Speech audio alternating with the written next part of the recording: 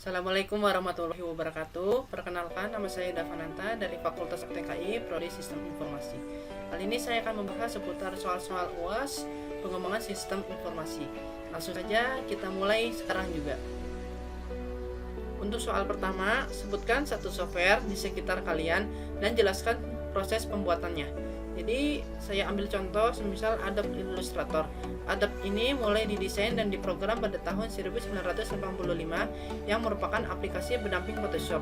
Illustrator versi 1.7 dirilis sebagai Illustrator 88, diberi nama demikian karena ia dirilis pada tahun 1988. Illustrator 88 diperkenalkan dengan peralatan dan fiturnya lebih kaya dari versi sebelumnya. Tahun 1989, Illustrator 88 dinobatkan oleh Byte sebagai pemenang Byte Award karena diklaim lebih baik dari pesaingnya Aldous Freehand. Pada tahun 1990, Adobe merilis Illustrator untuk platform Next, Silicon Graphics, dan Sun Solaris. Alhasil, Illustrator untuk platform tersebut tidak dilanjutkan karena anjloknya penerimaan pasar. Rilis Illustrator sejak versi 1 sampai versi 5 masih dalam masa penjajakan. Pihak Adobe belum konsisten akan fokus pada platform apa. Adobe baru bisa konsisten terhadap pilihan platform mulai pada versi 7. GUI interface mulai dirombak kembali serta disesuaikan lagi untuk mencapai konsistensi antara platform Mac dan Windows yang sudah menjadi dua platform yang dipilih Adobe sejak saat itu. Untuk soal kedua, berikan contoh real rencana implementasi sistem. Jadi ada sebuah perusahaan yang bergerak pada bidang batubara, yaitu PT Internusa Tambang, melakukan pelatihan khusus kepada seluruh karyawan. Pelatihan tersebut meliputi penginput data ekspor, impor barang, agar perusahaan tersebut dapat mengoptimalkan penggunaan komputerisasi. Pelatihan ini bertujuan agar setiap karyawan mampu bekerja dengan komputer, sehingga tidak perlu mencatat data tersebut secara manual yang dapat menguras waktu dan tenaga. Maka dari itu diperlukanlah software ekspor impor barang yang meliputi penginputan, sorting, update, dan lain-lain. Dapat kita jelaskan implementasi sistem yang merupakan tahap akhir dalam siklus hidup pengembangan sistem SDLC. Hal-hal pokoknya yang harus disediakan sebelum implementasi adalah yang pertama itu persiapan tempat. Ada perencanaan fisik atau letak layout. Yang disediakan adalah jarak antar komputer yang tidak terlalu dekat disertai kursi sehingga peserta dan pembicara nyaman, jam yang berada di belakang peserta sehingga tidak mengganggu pikiran peserta, serta pintu masuk yang berada di belakang dan fokus yang berada di sebelah pembicara, dan papan tulis yang berada di samping belakang pembicara untuk memudahkan pengajaran. Selanjutnya fasilitas yang perlu disediakan adalah komputer, meja, kursi, jam, listrik, AC, ventilasi yang cukup, penerangan yang cukup, infocus, rak penyimpanan tas serta sepatu, papan tulis, serta perlengkapan furniture lainnya. Selanjutnya, pelatihan personil dilakukan untuk meningkatkan keterampilan dan kemampuan personil serta memudahkan penerimaan mereka terhadap sistem baru. Kelompok-kelompok yang diberikan pelatihan antara lain. Yang pertama itu personel teknis, merupakan orang-orang yang nantinya akan mengoperasikan serta memelihara sistem sehingga tidak perlu memanggil orang khusus apabila terjadi kerusakan yang bisa ditangani dalam segi perangkat lunak. Yang kedua itu pegawai, merupakan orang yang nantinya berinteraksi langsung dengan penggunaan perangkat lunak. Yang ketiga manajer umum, tentunya manajer yang membutuhkan data barang yang dikirim. Yang keempat itu orang luar perusahaan, merupakan orang-orang yang nantinya akan menanamkan investasi pada perusahaan ini sehingga mereka tahu bagaimana kemajuan perusahaan yang mereka tanam sahamnya.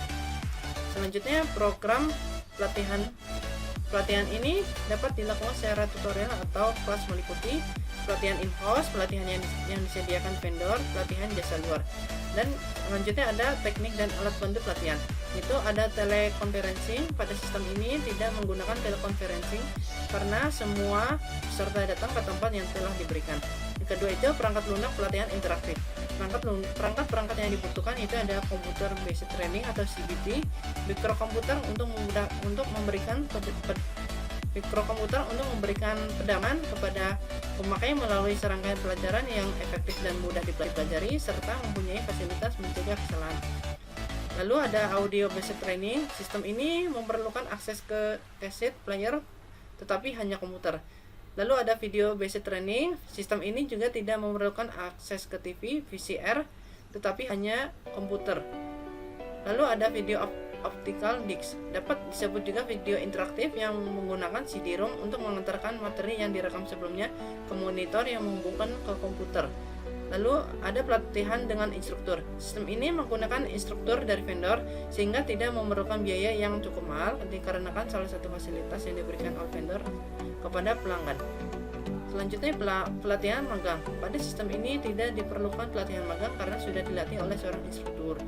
Lalu ada manual prosedur diperlukan sebagai bantuan apabila peserta sewaktu-waktu lupa dengan salah satu pengoperasiannya. Dan yang terakhir, buku teks diperlukan untuk berjaga-jaga sehingga pada pelatihan selanjutnya untuk karyawan baru tidak perlu memanggil instruktur lagi. Untuk soal ketiga, jelaskan prosedur untuk peningkatan maintainability. Yang pertama itu menerapkan SDLC dan SWDLC, yang kedua menspesifikasi definisi data standar, yang ketiga menggunakan bahasa pemrograman standar, yang keempat merancang model-model yang terstruktur dengan baik, yang kelima mempekerjakan model yang dapat digunakan kembali, yang keenam mempersiapkan dokumentasi yang jelas, terbaru dan komprehensif, dan yang terakhir menginstal perangkat lunak, dokumentasi dan soal-soal tes di dalam Central Repositor System Cache atau CMS atau Change Management Systems. Untuk soal keempat, jelaskan perbedaan antara real-time processing dengan online processing.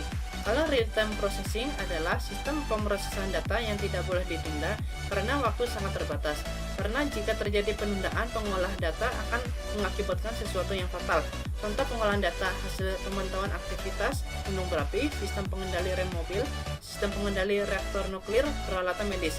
Sedangkan kalau online processing adalah sistem yang akan langsung memproses data yang diperoleh pada saat itu juga, sehingga akan memungkinkan terjadinya antrian data.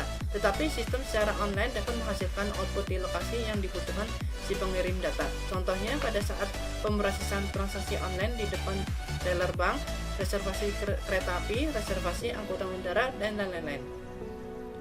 Untuk soal kelima, jelaskan penggunaan software ini, Software Capability Maturity Method atau CMM. Jadi, The Capability Maturity Model (CMM) adalah framework untuk mengukur tingkat kematangan pengembangan sistem informasi dan manajemen proses dari produk suatu organisasi. CMM terdiri dari 5 tingkat perkembangan. Framework CMM untuk sistem dan perangkat lunak informasi bermaksud untuk membantu organisasi meningkatkan kematangan dari proses pengembangan sistem. CMM dibagi menjadi 5 tingkatan kematangan yang mengukur kualitas dari proses pengembangan sistem dan perangkat lunak organisasi. Setiap level menjadi prasyarat bagi level sesudahnya. Nilai-nilai yang dilihat dari pengukuran CMM, yang pertama itu apa yang akan diukur, yang kedua bagaimana cara mengukurnya, yang ketiga bagaimana standar penilaiannya, yang keempat bagaimana interpretasinya. Demikian pembahasan seputar soal-soal UAS pengembangan sistem informasi. Kurang lebihnya mohon maaf apabila masih terdapat kekurangan dalam penyampaian soal UAS kali ini. Jangan lupa like, komen, dan subscribe videonya. Sekian dan terima kasih. Wassalamualaikum warahmatullahi wabarakatuh.